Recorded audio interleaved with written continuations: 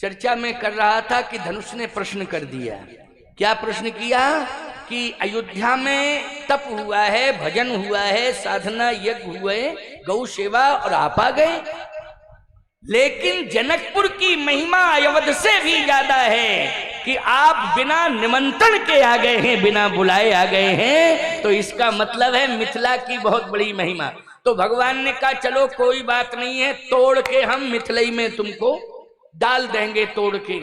धनुष कहता नहीं नहीं नहीं, क्योंकि अभी आप मिथिला छोड़ के चले जाएंगे, और मिथिला छोड़ के ही नहीं जाएंगे बल्कि जानकी मैया को लेके चले जाएंगे, जिनके सहारे हम रहते थे। धनुष कहता माँ मैथिली, माँ जानकी के सहारे हम यहाँ पड़े हुए थे, उन्हीं के लिए रह रहे थे, उनका दर्शन पाने के लिए, उनकी कृपा पाने के लिए। धनुष कह रहा है कि हम मिथिला में थे, लेकिन अब आप उनको भी लेके चले जाएंगे, तो मेरी इच्छा यह है कि अब मैं मिथिला में भी नहीं रहना चाहता हूँ। भगवान ने कहा तो बता तो दो भैया, कहाँ रहना चाहते हो? जहां कहो तहां हम तुम्हें भेज दें, वहीं स्थापित कर दें, लेकिन पहले बता तो दो। धनुष ने कहा जहां पर संत रहते। भगवान ने कहा लो, जहां जहां तीर्थ हैं वहां वहां संत रहते हैं। अरे एक आश्रम हो जहां संत रहें वहां भेज दें। अब पता ही नहीं क्यों भाई हर धाम में महात्मा रह रहे कि नहीं।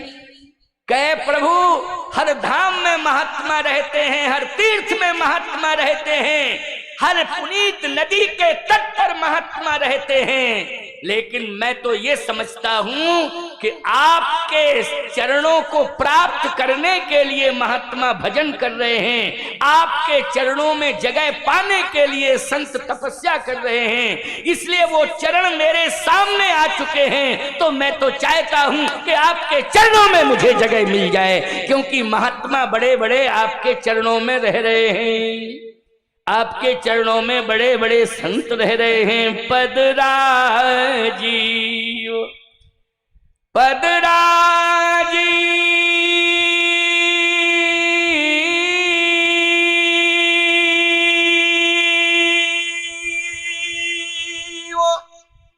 बरन नहीं जाही,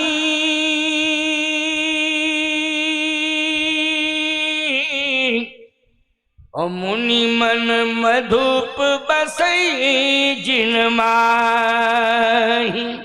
बड़े बड़े संत आपके चरणों में रह रहे हैं, जिनकी तपस्याएं पूरी हो गई हैं, जिनकी साधनाएं पूरी हो गई हैं, निश्चित रूप से आपने उनको अपने चरणों में स्थान दे दिया।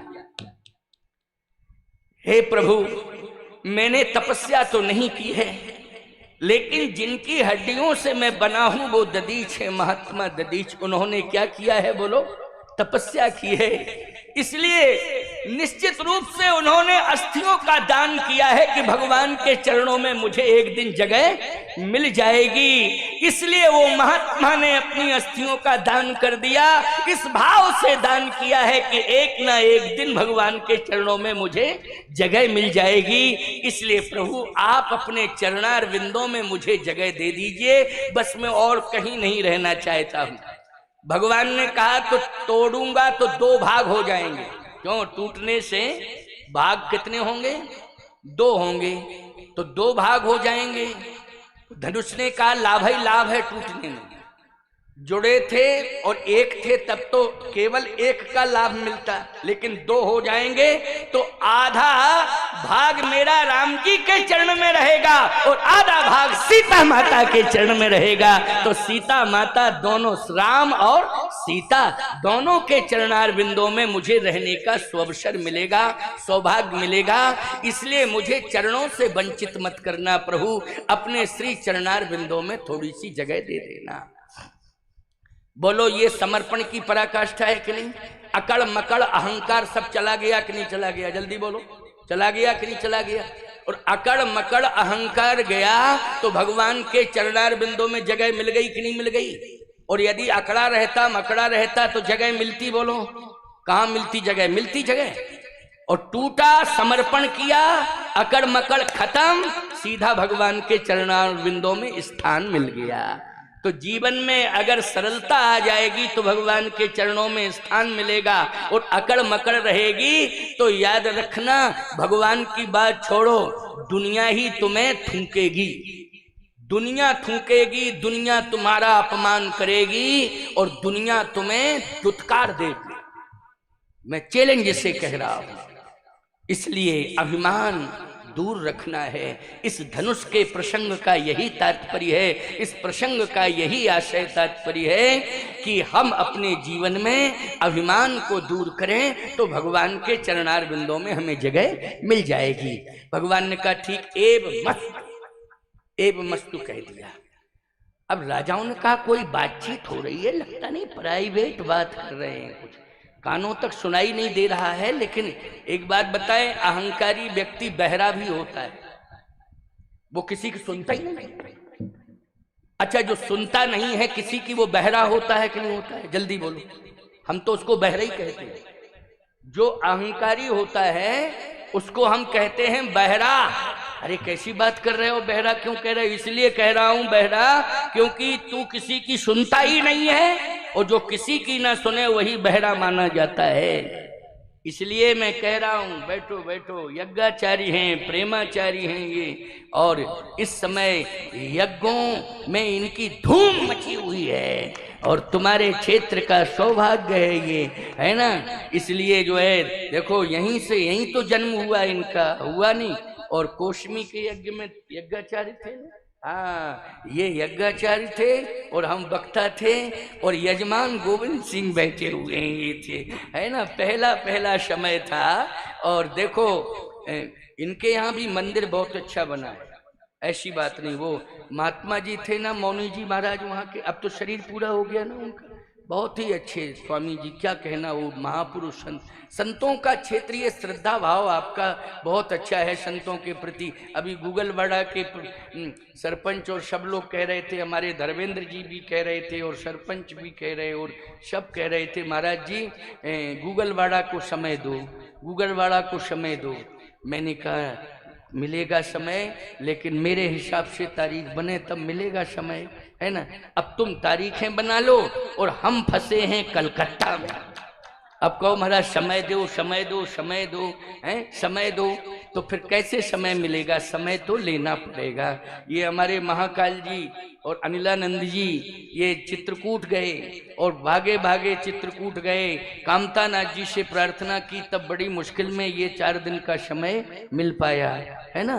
तो ऐसी बात नहीं, गूगलवाड़ा में पहले मैं गया, बहुत ही अच्छा यज्ञ, सब जगह अच्छे हो रहे हैं। और इस यज्ञ में भी गूगलवाड़ा का सहयोग, धर्मेंद्र जी बैठे हैं, पप्पू, इन्होंने 5 लाख रुपया दिया है। बोलो भाई, ये यज्ञ की सफलता के लिए ऐसे ऐसे दानवीर हैं। हमारे देवेंद्र पटेल जी बैठे हैं, पूर्व विधायक, इन्होंने तो मां नर्मदा के पावन तट पर स्वामी खड़मुखानंद हीरापुर वाले स्वामी जी के उस परिक्रमा के परिभ्रमण के दौरान इतना बड़ा यज्ञ कराया, इतना बड़ा यज्ञ कि 7 दिन तक मेरी कथा लगातार हुई थी वहाँ। और स्वामी जी महाराज आज भी याद करते हैं, हम लोग भी याद करते हैं। तो इस क्षेत्र में और कोशमी के यज्ञ को हम बार बार याद करते। बख्तरा में भी मैं 1 ही 2 दिन के लिए आ पाया था, वहां भी बहुत अच्छा यज्ञ हुआ था। तुलसीदास जी महाराज के, ये तुलसीदास जी का ही स्थान है, हिंगलाज माता का बोलो राम जानकी मंदिर है कि नहीं?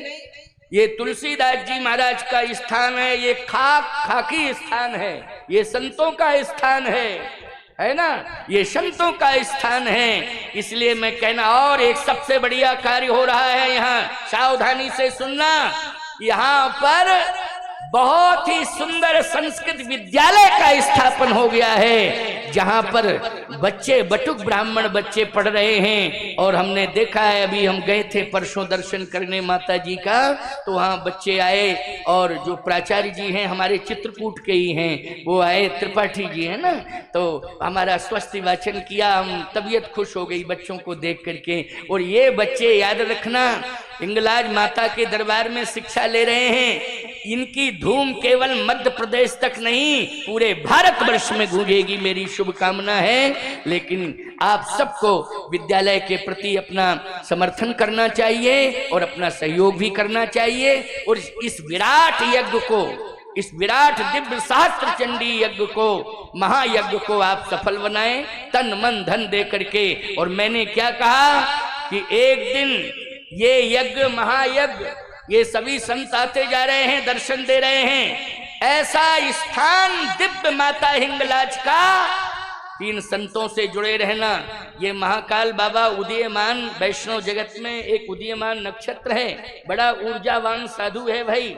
इनके परिवार से तो हम पहले से ही परिचित हैं, रामाधाराचार्य जी महाराज से और रामकृष्ण दास जी महाराज, सबसे हम परिचित हैं पहले से ही। तो ये उस परिवार में जन्मा ये बालक अद्वितीय महात्मा है और बड़ा साहसी महात्मा है, और नीलकंठेश्वर धाम का संचालन बड़ा ही विधिपूर्वक कर रहा है। मुझे विश्वास है ये महात्मा के हाथों से इसी स्थान पर 1000 कुंडी यज्ञ होगा, मुझे विश्वास। लेकिन आप सब जो है इसी तरह से अपना समर्थन करते रहना, अपनी सहभागिता दर्ज कराते रहना, तन मन धन से पहले इस यज्ञ को सफल बनाइए। और लगभग 3,51,000 रुपया यजमान, क्या नाम है उस बच्चे का, सिद्धेश्वर ने अभी दिया है, और 5 लाख का डोनेशन, 1 लाख के कई सदस्य हैं, और लगभग 51,000 के भी सदस्य हैं, 21,000 के भी सदस्य हैं। लेकिन इतना विराट यज्ञ, इतनी व्यापक व्यवस्था है, ऐसे नहीं पूरा होगा जब तक सभी लोग मुक्त हस्त से दान नहीं करेंगे। तब तक यज्ञ की पूर्णता में कहीं हमको थोड़ा सा सोचना पड़ रहा है। भले ही महाकाल ना सोच रहे हों, लेकिन हमें सोचना पड़ रहा है। इसलिए आप सब जो है सहयोगी बने। आइए सुनिए, धनुष ने कहा कि प्रभु मैं टूटना चाहता हूं, आपके हाथ से टूटूंगा। भगवान ने कहा अच्छा मेरे हाथ से टूटने में लाभ क्या है? कहा आपके हाथ से टूटने में यही लाभ है। धनुष कहता है कि प्रभु आप थोड़ा सा मेरे ऊपर कृपा करिए, क्या हाथों में ले लीजिए। भगवान ने कहा अच्छा ठीक है। यूं किया तो अपने आप हाथ में आ गया। अच्छा जैसे हाथ में आया, एक बात आपको बताएं, दुनिया बच्चे के सामने हाथ फैलाती रहे, हाथ में नहीं आता हूं, माँ थोड़ा सा ऐसे कर देती तो तुरंत हाथ उठा के, क्यों भाई? बच्चा क्या करता है, जैसे कोई भी घर के कई सदस्य एक साथ लग जाएं तो बच्चा हाथ नहीं उठाता, लेकिन माँ जब पहुंचती है सामने और यूं करे तो बच्चा ऐसे ऐसे हाथ करने लगता है। यानी माँ के हाथों में आने के लिए उत्कंठित रहता है वो, उत्कंठित, क्योंकि मेरी माँ आ गई। तो भगवान तो सबकी माँ है, बोलो है कि नहीं? सबकी माँ है भगवान, सबके पिता है। गोस्वामी जी ने लिखा है करहूं सदा तिनकी रखवारी,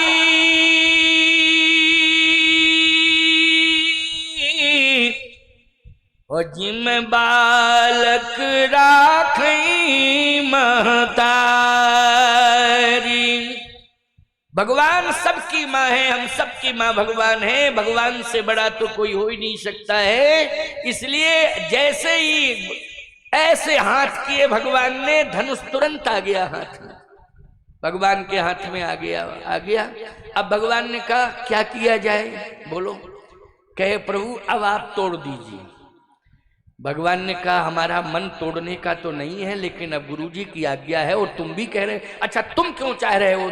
गुरुजी तो इसलिए तोड़ने के लिए कह रहे हैं क्योंकि मेरा विवाह सीता के साथ हो जाए। क्यों भाई? उनका उद्देश्य तो यह है कि धनुष तोड़ो, उठऊ राम भन्यो भव चापा, ओ मेटहु तात जनक पर तापा। जनक जी प्रसन्न हो जाएंगे, धनुष राम तुम तोड़ दोगे क्योंकि सीता का विवाह तुम्हारे साथ हो जाएगा, और जनक जी प्रसन्न हो जाएंगे। मैं बहुत अच्छा संकल्प लिया था और मेरा संकल्प पूरा हो गया कि मैं अपनी बेटी का विवाह करना चाहता हूं, लेकिन किसके साथ? आदि शक्ति है तो परब्रह्म के साथ करना चाहता हूं। मेरा मनोरथ सफल हो गया, जनक जी प्रसन्न हो जाएंगे और मैं भी प्रसन्न हो जाऊंगा। क्यों? दशरथ जी कहेंगे कि मेरे बच्चों को बाबा जी ले गए तो बाबा जी नहीं बनाया, बाबूजी बना दिया। क्यों भाई?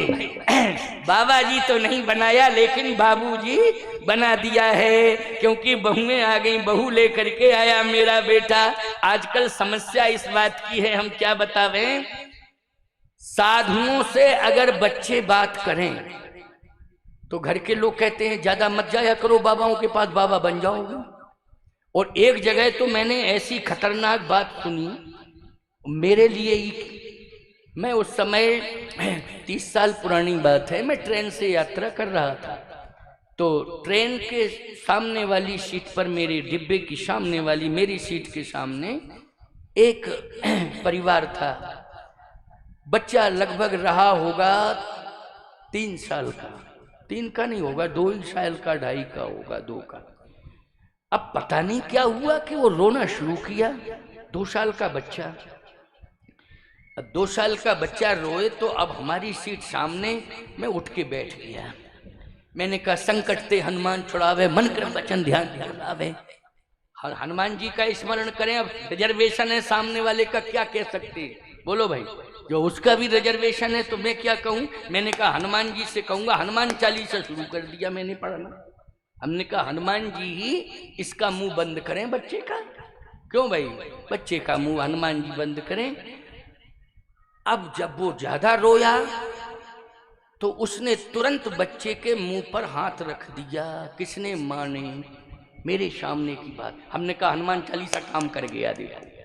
देखो हनुमान चालीसा का असर आ गया तुरंत। हमने हनुमान जी से प्रार्थना करी और माँ ने जो है अपने बच्चे के मुंह पर क्या रख दिया? हाथ रख दिया।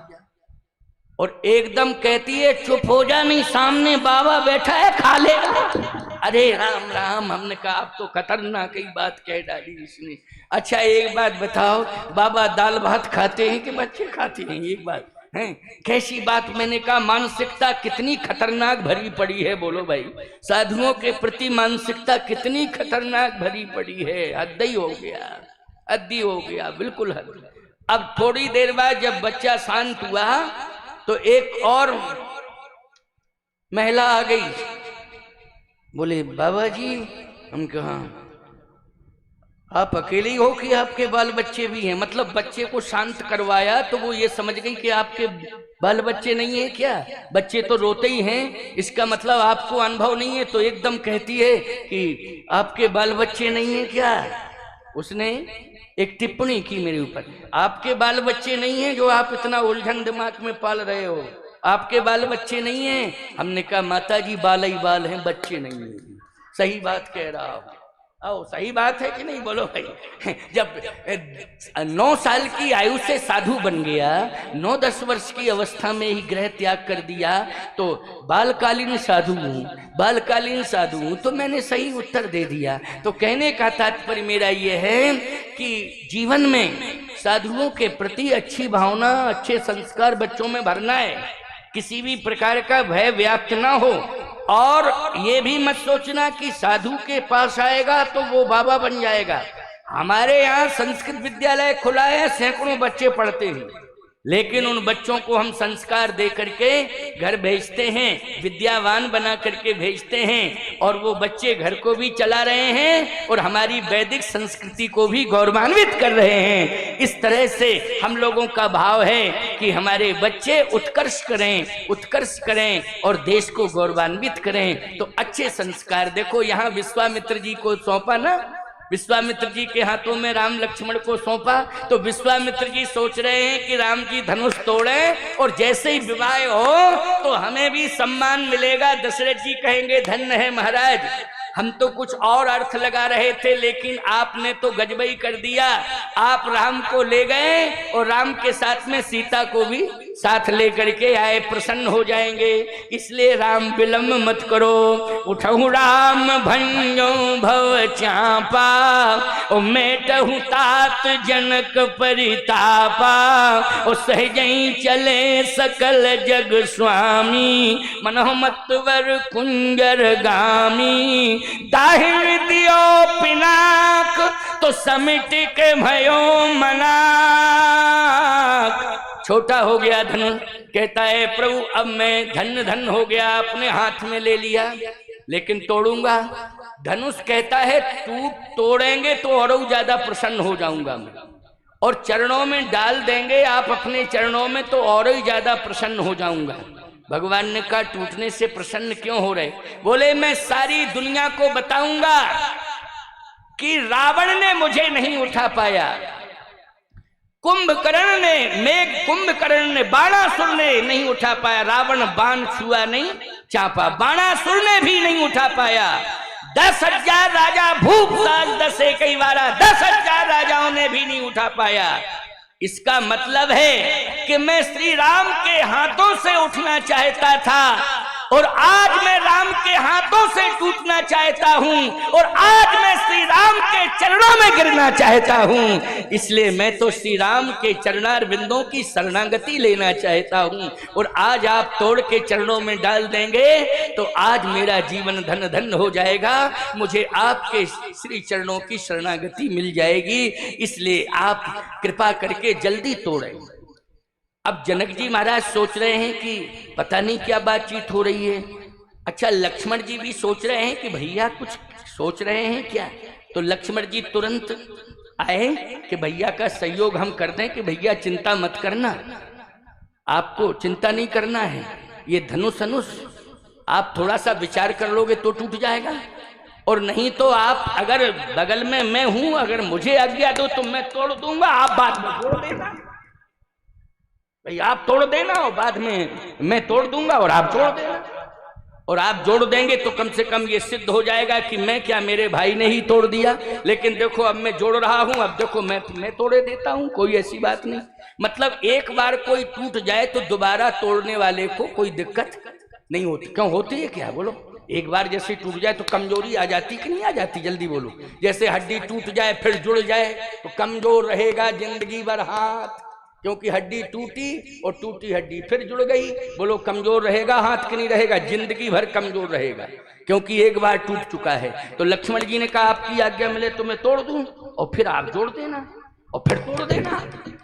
भगवान बोले तुम बैक हो जाओ, पीछे जाओ, पीछे जाओ, हमारी आमने सामने बात हो रही है। लक्ष्मण जी बोले नहीं, मैं तो थोड़ा सा सोच रहा था कि आखिर बात क्या है, बात क्या है।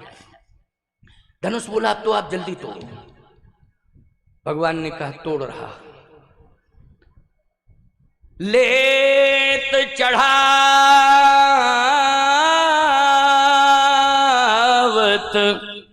खेचत गाढ़े काहू न लखा देख सब ठाणे। ये जितने भी राजा देख रहे थे आंख फाड़ फाड़ के कि जैसे ही धनुष टूटेगा वैसे ही हम आक्रमण करेंगे, इंतजार में थे ना।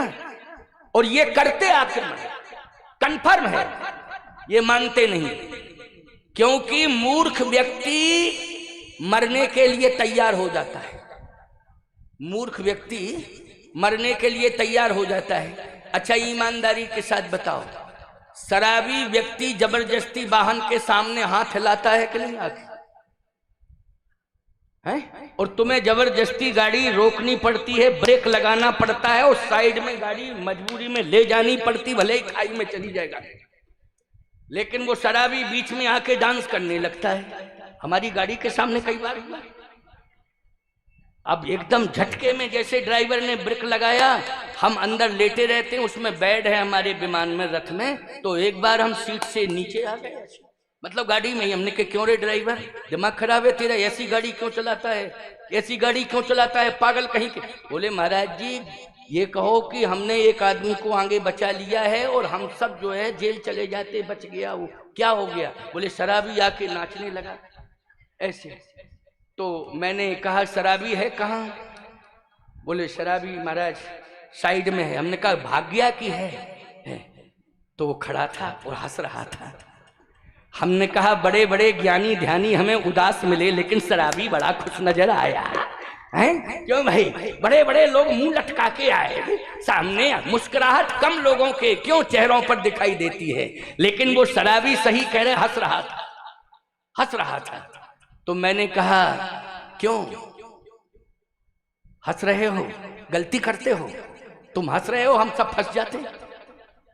सड़क के सामने आकर के डांस करना चाहिए। बोला महाराज जी हम लोग रात्रि भर पहरा देते हैं और जो तेज स्पीड से वाहन चलाते हैं स्पीड ब्रेकर बन करके उनको रोकते हैं। हमारी सोच है कि गाड़ी इतनी तेज मत चलाया करो, इतनी तेज मत चलाया करो, नहीं तो हमने कहा अगर तुम में टक्कर लग जाती तो तुम मर जाते। बोले हम जिंदा कब हैं, हम तो जिस दिन से शराब पिए मरे ही मराए।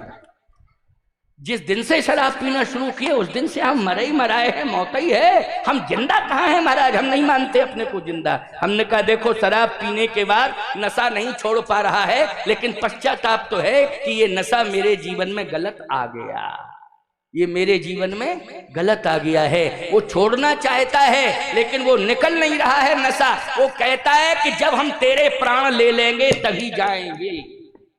इसलिए संकल्प लो ऐसी चीज को नहीं पीना है जिसको पीने से परिवार का सम्मान भी चला जाए और तुम्हारा जीवन भी नष्ट हो जाए। ऐसी चीज पेयम पेयम श्रवण पुटके राम नामाभिरामम, ये है तुम्हारी बहादुरी कि पियो पियो राम नामामृत पियो, राम कथा मृत पियो। आज तुम राम कथा मृत पी रहे हो, ये तुम्हारे पीने की सार्थकता है। बोलो सार्थकता सिद्ध हो गई कि नहीं हो गई?